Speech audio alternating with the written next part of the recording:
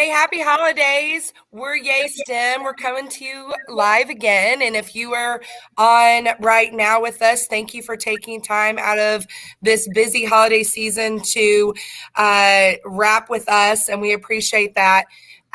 This stream is all about Yay for Connections because you would have seen if you got to view our last stream that we really feel that connecting with the students in your room, connecting with your corporation, your school, the walls outside, going outside the walls of your classroom to your community and real life real world experiences is the way to go in order to bring STEM into your classroom.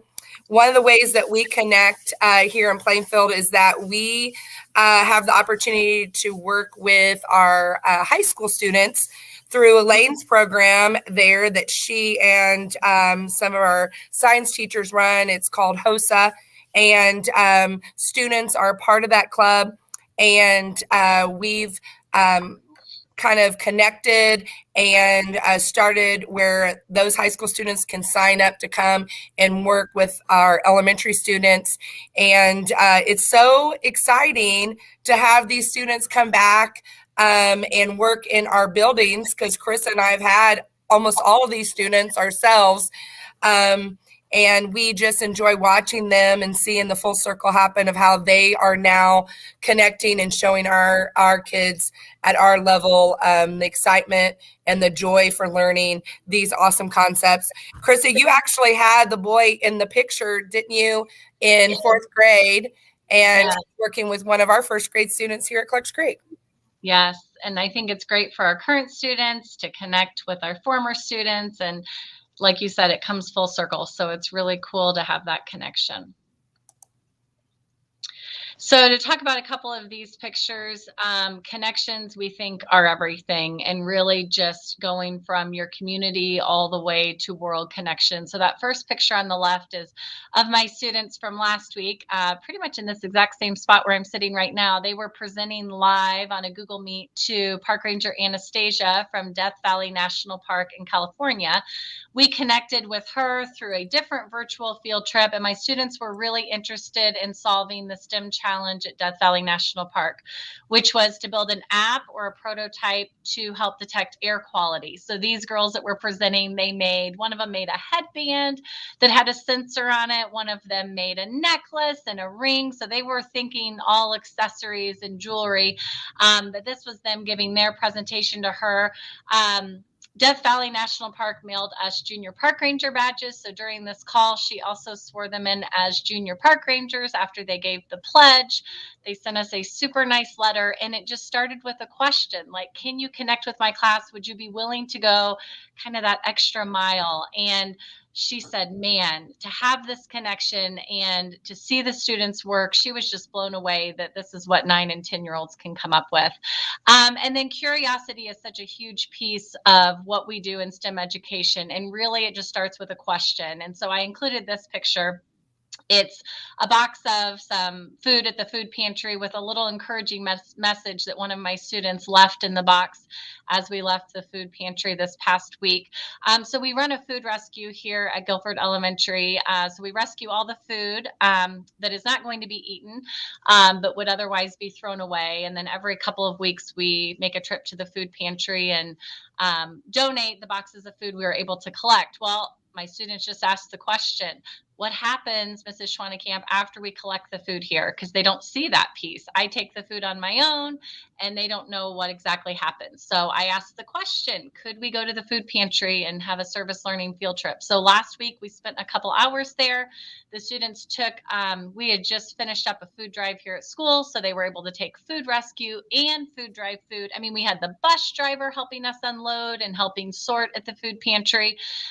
The kids all brought encouraging messages to stick in the boxes that would go home with community members, and they were begging to come back, and they were begging for more learning like this because they see the importance and they have empathy, and they want to do more good in their community. So just asking the question and letting the students' curiosity drive your instruction, I think, is really important.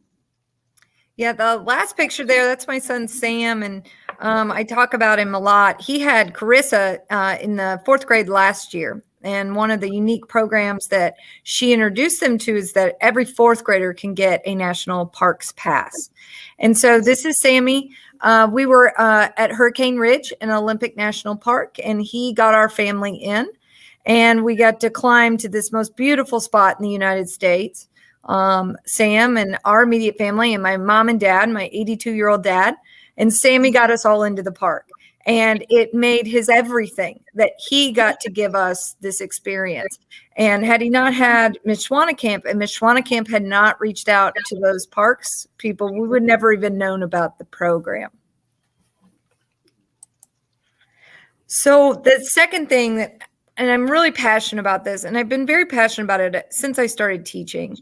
And part of it is, I have older kids, 9 to 12, and that connection that they have with their parents is loosening in this time. I'm feeling it with my own oldest son. And they spend more time with us, frankly, than they do at home. And so this connecting with kids, the three of us have talked about it in many different ways. But for me in my room, it is super important I make a connection with every kid in my room. I don't know when they first walk in at the start of the year if that kid has something heartbreaking ahead of them. I have currently in my room 4 cancer survivors. I have one that went through cancer treatments last year, right? And so that fear, that annual fear for these children, just like as adults, of when my scan comes, will it be fine?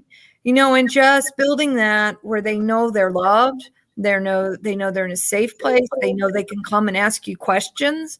They know they can come in. I had tears today, just overwhelmed with exams, and just give them a piece of candy and give them a hug and just encourage them. So connecting the kids as the teacher in the room to me is massive, especially as they get older. They go through a lot of tough things in high school, and emotions are wild, and they need someone that they know they can count on. The other piece that I find so important, and I feel just STEM plays into solving the problem of them being isolated, building the connection in your room. And so I teach first and second year biomed, and the biggest difference from first to second is that my second year classes are a family. They're friends in first year. In second year, because they have been together, because they're trusting each other in this environment, they are a family. They worry about each other. They worry when one person's gone.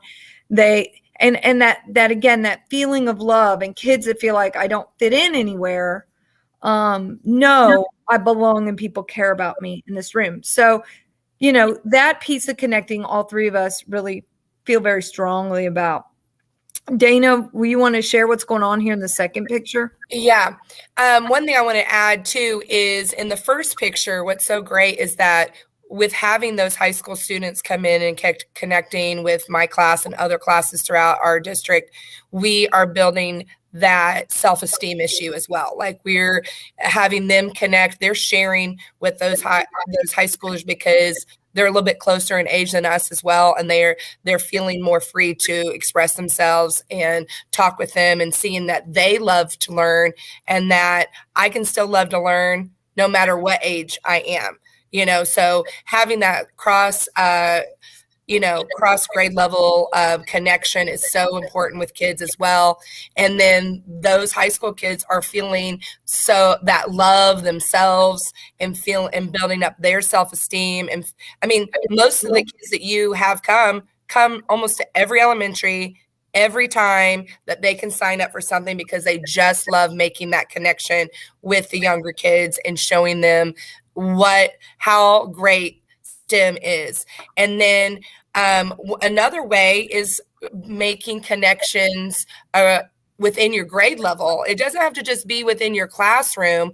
One thing that we do at our school, and I know some of the other elementaries do, and this is a great idea that you can take and use yourself, is what we do is like if we're wanting to teach a certain subject, say in particular this one in the middle is we were doing oceans, and we had each class take a idea or an animal that students can learn about what it had to do with the ocean, and then everyone in their class voted 1, 2, 3, or 4. 1 being the class I want to take the most, 4 being the class I want to take the least. So they got it based on their interest.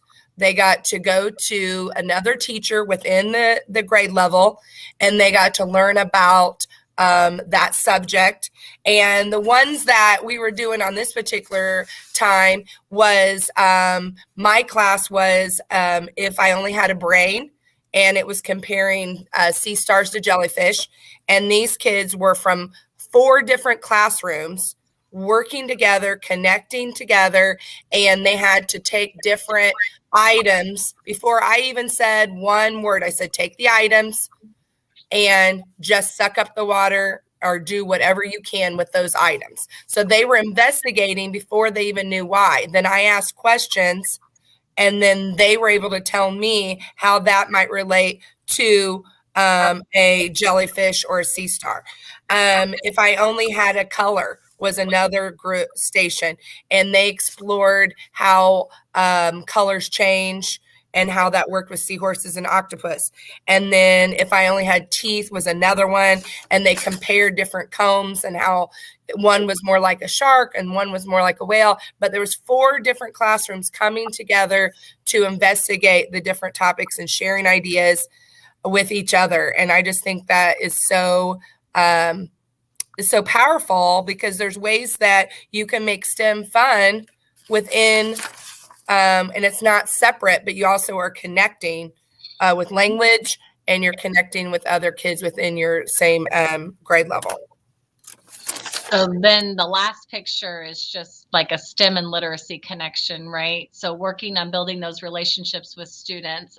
We just had our Battle of the Books final here in our district, and the team on the left was my class from last year, the winning team, and the team on the right, they made it. They came in second place for our school. They're in my class now, but it was really just so fun to see my previous students with my current students, and to still have that connection, and to get other kids in the building fired up about Battle of the Books and connecting literacy, and the younger students looking forward to Battle of the Books in 4th and 5th grade. And I just, like Dayna said, how STEM is really just great teaching, and it's across the whole curriculum. It's in everything we do. So I'm sure as you reflect, back in the day when we first started hearing about STEM and we thought it was so separate from everything else we were doing, I think we then started to easily see how much of it we were actually doing in the classroom. We just weren't labeling it as STEM education. And so anyway, like they both said, just making these connections with the students, connecting with other students in your grade level or within your team at the middle school and high school level, the more kids that feel like they have a connection to you, whether they spend all day in your classroom or not, you're not going to see the behavior problems, and you're not going to see the lack of engagement when STEM is really at the forefront of everything you do. Yeah, and I love the Battle of the Books concept. I think you could take that concept to a lot of different things, including your math. It's amazing when you make it competitive, how many kids get fired up to read 19 books, a year. So it's an awesome undertaking what these kids did. One of the things that we also wanted to talk about today was how do we connect everything to STEM? And as Karisa just said, the literacy piece for all 3 of us is really important. And I think that when you think a high school science teacher, you don't think literacy. We do a tremendous amount of reading in PLTW. And so I want to talk to you how I could teach as a science teacher, and I have been this teacher in the past. I can just teach them the concepts. I can teach them, the girls on the left-hand side, these are 9th graders, and they are injecting DNA into these gels, and we will run electricity through them, and the DNA will separate based on its size. And from those bands, we can determine whether family members have the gene for hypercholesterolemia, for high LDL levels. So I could teach that. There's no doubt. I could have slideshows with the prettiest graphics, and they would be bored, and I would be bored, and I won't have given them as an enriched learning environment as this project was. So we did this one last week. The kids did the background research on the family. They did all the testing. They ran their gels. They analyzed them. And so then the way we finished it off was really, really neat. And they turned out fantastic. We did a dramatization. We had the groups of 4 kids. Each took a role as the doctor, the geneticist, and the 2 patients. And it was like we had a hidden camera in the room at their doctor's appointment when they came back for their results. I told them to be creative, to be silly. There was some little like sibling infighting. One of them, they started with somebody fell down the stairs entering the room. They got to be themselves, made it very open how they did it, just with the expectations. You've got to teach this family and explain to them how you came to this. These kids are doing techniques that are in college. They have a very deep understanding of how they work. And that's because they get to do it in here. And so make that STEM, that experience with tools, giving them a lot of freedom to explore, really helps them connect in a way that they remember it and they remember the experience. When you're connecting and making ownership, it's like a real life thing. Like you said, you can tell them all day long what DNA is, Yep. But until you are experiencing and doing it, it doesn't become real. And in the middle picture is 2 of my students in 1st grade. We had 2 stories in our basal that we were supposed to read, 2 poems.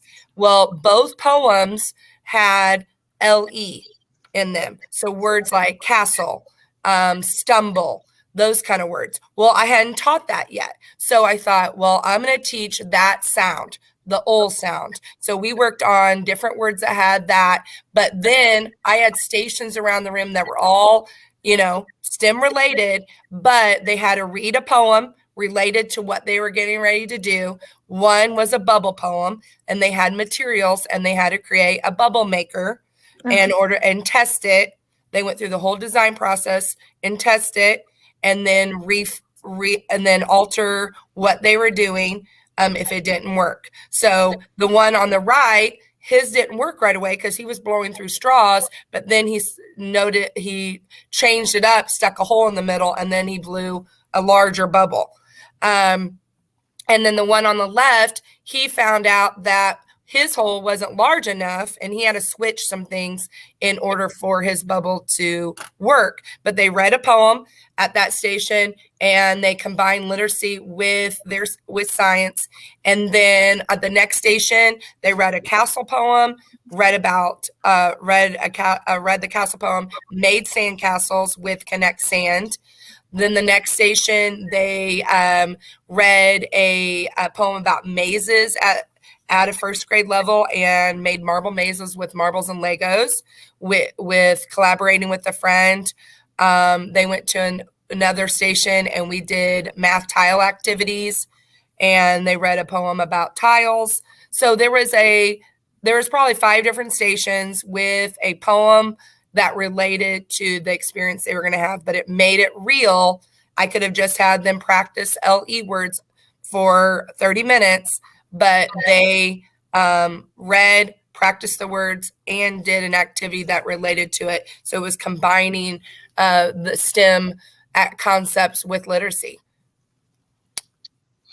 And the last picture is just our STEM partner, Mr. Breen from Eli Lilly. He came recently and showed us how there's math and card tricks. So the kids all brought in a deck of cards, and they used, addition, subtraction, multiplication, and division, and learned some cool math tricks But just another reminder that these types of things that we're doing in the classroom, this is STEM education. And the more we call attention to it with the kids, that they understand that that's what we're doing. Like, guys, at the end of a day, how much STEM did we do today? And they're saying it's everything we do. And it is. If we're getting on the computer to film a flip video so we can print a QR code to go on the back of an ornament, that's what Dayna had her kids do.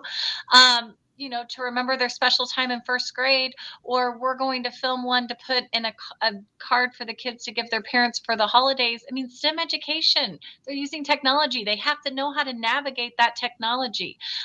So the more that we can point it out for ourselves to help ourselves understand that STEM education is everywhere is really also as great and important for the kids to understand it's really everything that we're doing. And I love this because I think that educators have to lean on each other. That's really how Dayna and Elaine and I got started with Yay STEM. We had already worked closely together on other projects. And it's been less than a year that we've been together as a group, but we've learned so much from each other. We were just talking last night, like, hey, thanks for the idea on this. I took it to the next level in class.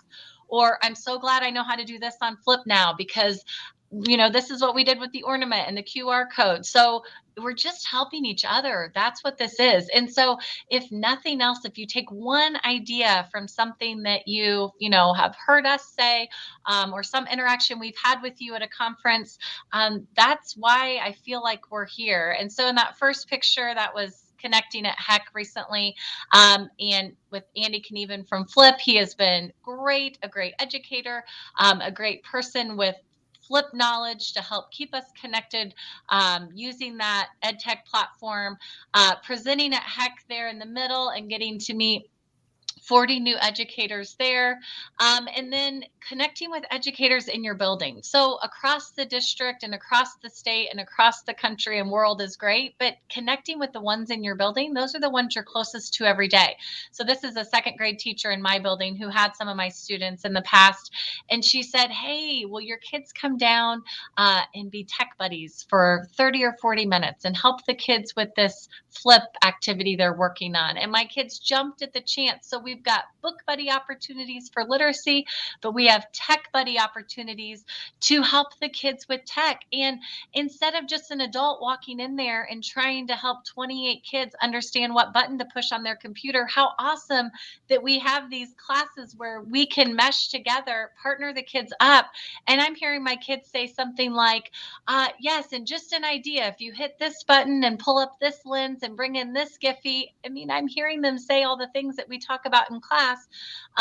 And these younger peers are just eating it up because they want to be like the big kids so much and they see them as role models. So consider becoming tech buddies with another class in your building. If you're at the elementary level, it's easy enough to do.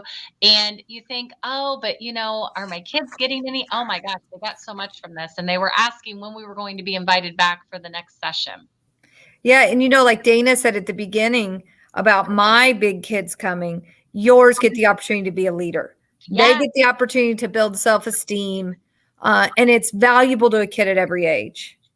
And, the other thing I wanted to comment about the educators in your building, in your district, it doesn't have to be at your grade level. Dayna and Chris and I combine a lot. We talked after HEC and kind of threw out an idea to Dayna that she could bring a project to the next level. She did. It was awesome. Yesterday, Karisa's talking to me about how Flip could be used a little different. And now I'm going to use that idea at the high school. So it doesn't have to be, I can't relate with Dayna because she has first graders. Well, I have 10th graders. They kind of are like big first graders sometimes. So we definitely can pull ideas from each other at different age groups. And then when you can connect within your school, but you can also connect within your community. There are people that have such great ideas and so much knowledge that they can share with your students.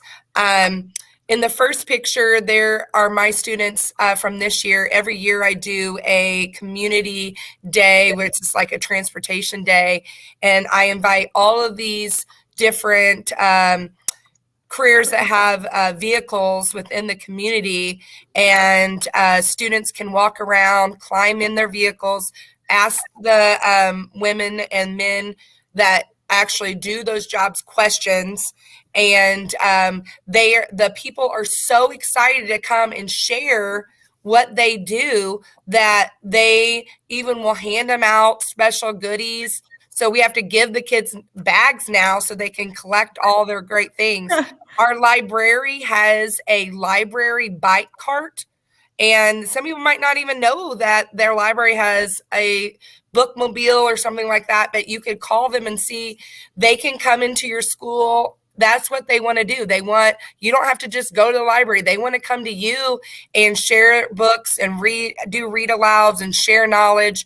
And at this event, there's a gentleman who works at the library. He rides the bike down to our school and he parks it and he hands a free book to each kid that comes walking around by his station, and they get to climb in. Some kids are in a car every day and they don't get to ride a bus, so they get to go on a bus and explore it, or get on a semi truck and see what the freezer is like on a semi truck and ask the gentleman who drives a semi truck what he does for his career. In the middle, there is a couple who live a street over from our school. They're both former educators and they love to travel. They help turtles. Every year they go down to Florida and they help turtles survive after they have been laid into the sand. So my kids wanted to know more about how to save different kinds of animals and what they needed to do to rescue animals and help them. And I was like, I know exactly who to call.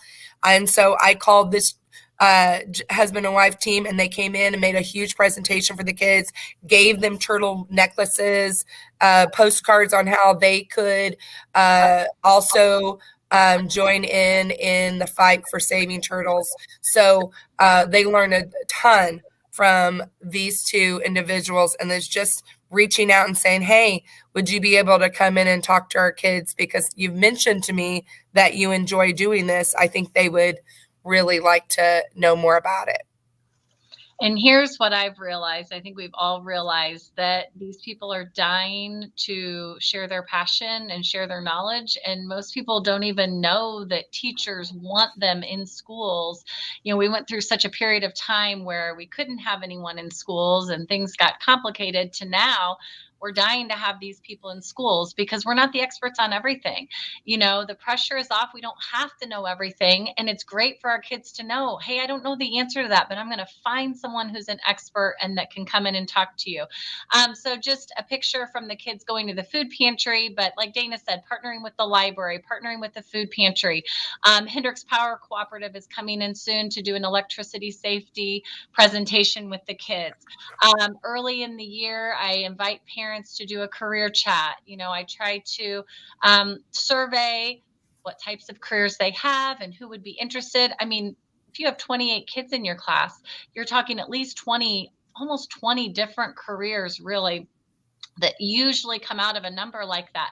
And careers that you're thinking, man, something in aviation, I don't know anything about that. But when we're talking about forces in motion, that's going to be awesome to bring that parent in to, you know, further the conversation and take it in a direction that is real and real world learning and the things that you're going to remember. And what we try to talk about when we're thinking about students that are engaged in actually learning, and you think about the times in your life you've actually learned something, it's probably been a hands-on kind of in-your-face experience. It's not been a worksheet that you had to fill out. It's not really probably even been some article that you had to read. And articles are great, but you have to pair it with something in real life that the kids and that you really want to connect to as well. And so making learning exciting, reaching out to these people. It does take a little extra work to reach out to these people, but it is worth its weight times 100 when everything comes full circle for these kids. Yeah, and at the high school, our administration was well ahead of the new career pathways. And so one of the unique things we have done, Like many schools, we have a homeroom period. We call it SMART. We use it for all kinds of things. But this year, it took a lot of planning by our assistant principal, but they allowed our kids to choose their SMART homeroom based on their interests. So they're grouped by career. And now we, as their homeroom teachers, can bring in, and our school, I'll tell you what, the teachers in every discipline have embraced bringing someone in from the community to talk about their career. Our kids, again, they're high school, they are captivated by guest speakers. They ask really good questions. They're very curious about the education, what's this job going to be like day to day? And now what they're finding is that, again, a lot of these people coming into our building, their parents as well of our kids, and they're finding, I now know someone I can go to and say, hey, is there an opportunity I could come and job shadow you? Is there an opportunity at your place of work that I could internship? And so the community, it's just an awesome tool. It gives us so much variety. And like Karisa said, you look at a high school like ours with 1,800 people, we can find every career there is. Every single one. And so it's really cool because we've got them grouped by what they're interested in, that now we can say, oh yeah, I never thought about that, but let me see who I can find. And usually some other faculty member knows, hey, so-and-so's mom, she does that. And so it builds a neat community. And I've yet to have anyone say no. They will not come in. They will not take time away. Some, it didn't fit in their schedule. I'll come in the spring, but it's been a really rewarding thing. Okay, so our challenge to our viewers between now and January 1st, and we know many of you are on break, but let's start thinking about how we can make a connection, make a new one. The three of us are going to work on this as well in the upcoming weeks and see. I've already been kind of thinking how I can pull in a new connection into my room and give my kids a little bit different experience. But the challenge is make a connection. That doesn't have to be, getting a hold of a park ranger on the first day, but it could be, I'm going to just make a connection with a teacher with older kids that I can have STEM buddies, right? And just see what we can get, what you can do to get the ball rolling. Where can you find us next? Well, thanks to Keep Indiana Learning for giving us this voice so we can have another live stream on January 9th.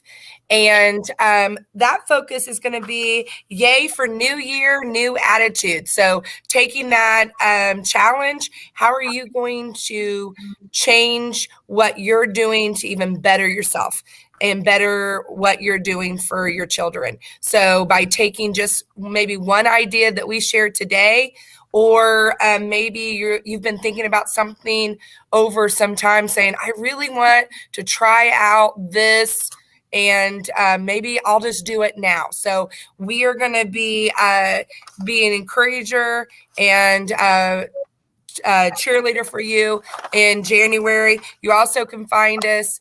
We'll be at the Indiana STEM Education Conference January 12th at Purdue.